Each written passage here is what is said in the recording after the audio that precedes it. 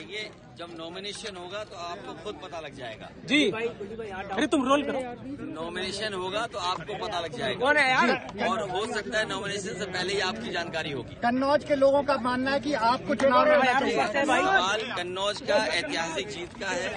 कन्नौज थोड़ा ये नहीं, अलग मोबाइल बात है, लेकिन उससे ज्यादा नहीं, मोबाइल थोड़ा जो जनता ने मन बनाया है, इंडिया गठबंधन भविष्य बन के आ रहा है जी। और भारतीय जनता पार्टी इतिहास बन जाएगी इस चुनाव में। जनता भारतीय जनता पार्टी के खिलाफ मतदान करने जा रही है। कल एनडीए को पीडीए हराएगा। यूपी में बीजेपी ने नारा दिया है 80 का आधार 400 पार और मोदी सरकार।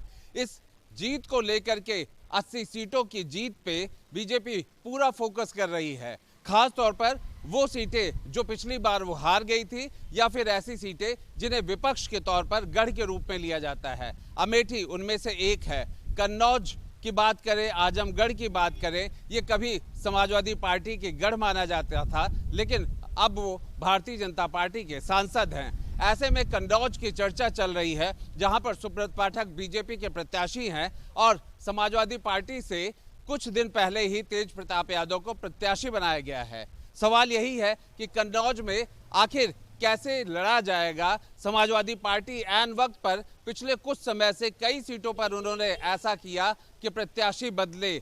ऐसे ही एक नाम पर जहां पर शिवपाल सिंह यादव चुनाव लड़ने जा रहे थे, बाद में उनके बेटे का नामांकन हुआ, वो प्रत्याशी बन गए। अब ये आ रहा है कि तेज प्रताप यादव की जगह पर हो सकता है अखिलेश यादव आखिरी दिन नामांकन करें और उस इलाके का जो समीकरण है वो कहीं ना कहीं साधने में वो सफल हो, ऐसे पार्टी के लोग कहते हैं, उनके वहां पर जो जानकार हैं। लेकिन क्या अखिलेश यादव कन्नौज से चुनाव लड़ेंगे?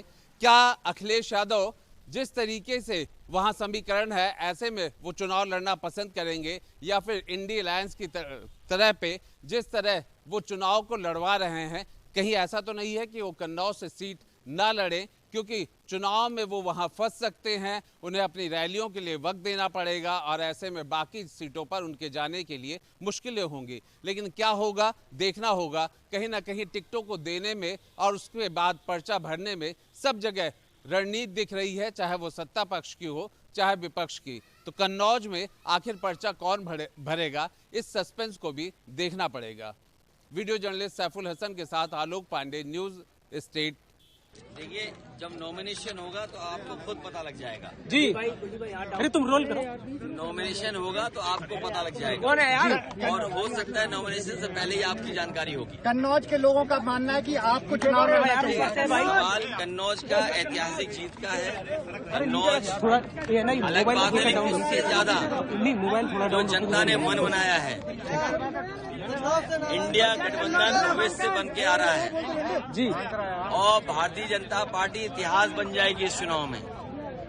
जनता भारतीय जनता पार्टी के खिलाफ मतदान करने जा रही है। कल एनडीए को पीडीए हराएगा।